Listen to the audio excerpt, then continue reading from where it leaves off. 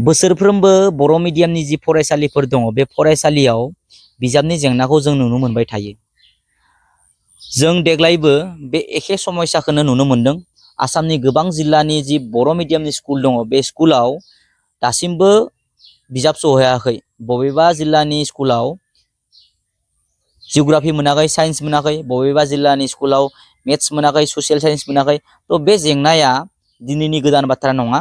बे जेंनाया जेब्ला बे आसामाव बर' मिडियाम स्कुला गायसनजादोंमोन बै समनिफ्राय लानानै दिनैसिम सोलिबोगासिनो दङ।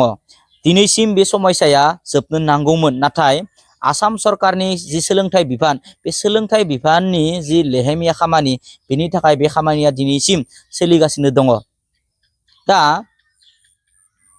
थारैनो आसाम सरकारनि जे सोलोंथाइ बिफान दङ बा आसाम सरकारानो जा बा सोलोंथाइ बिफानानो जा बर' मिडियाम फरायसालिफोरखौ फोजोबस्रांनायनि राहा लादों नामा, मायबा षड़यन्त्र खालामदों नामा, पलिसि लादों नामा, जोंहा डाउट जायो। दा नांगौ समाव जोंनि फरायसालिफोराव जि बर' मिडियामनि फरायसालिफोर दङ बे फरायसालियाव बिजाब सफैया, उथ्रिसारनो गोनां जायो, बबेबा समाव धरना होनो गोनां जायो, आन्दलन खालामनो गोनां जायो। तो मानि थाखाय जोंनि बर' मिडियामनि फरायसालिसिम बिजाबा सफैया? दुलाराय बर' फरायसा आफादा प्रेसमिट होनो गोनां जायो। 10 दिननि गेजेराव बिजाबा सफैनांगौ होननानै मोनसे टाइमलाइन खानानै होदों। दा जिथु बे माने समस्या, बिजाबनि समस्या, बियो गोदान बाथ्रा नङा। बोसोर जोङो निउस माने जेब्लानोखि सेसन स्टार्ट जायो, नङा होमबा, 2 माह जानोसै, 2 माह जानोसै, नाथाय दासिमबो बे बर' मिडियामनि फरायसालिफोराव बिजाबा सफैयाखै, जायनि थाखाय गथ'फोरा खस्थ' मोनदों। दा बिजाबानो गैयाबा गथ'फोरा बोरै फरायगोन, नङा होमबा? दा आसाम सरकारा बे सोलोंथाइ बिफाना मानो इमान डिले खालामो बिजाब दैथायहरनायाव? मा कारननि थाखाय? दा जों एनालाइसिस जुदि खालामोब्ला इनडाइरेक्टलि बेनो जे बर' मिडियामनि फरायसालिफोरखौ आसाम सरकारा, सोलोंथाइ बिफाना फोजोबस्रांनायनि मोनसे पलिसि लादों।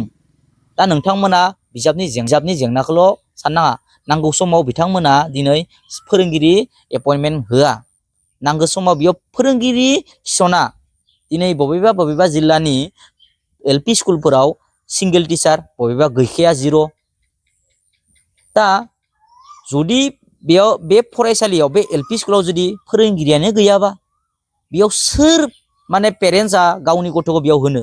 अब्ला बेयाव स्टुडेन्ट गैयाबा बेयाव बे स्कुलाथ' आसाम सरकारा बेखौ बन्द' खालामनो गोनां जागोन, नङा होनबा?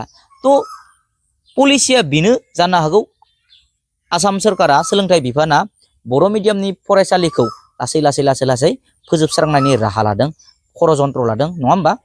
तो दा गोबां जिल्लाफोरावथ' बर' मिडियामनि स्कुलानो थैबाय, गैला। दाख्लै बावैसो उदालगुरि जिल्लानि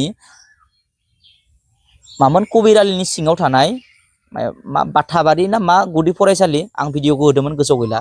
तो बे स्कुलखौ बन्द' खालामनो गोनां जादों। तो मानो? बेयाव फरायसा गैला। मानो फरायसा गैला? फोरोंगिरियानो गैयाबा बोरै माने गावनि गथ'खौ बे स्कुलाव एडमिसन होनो?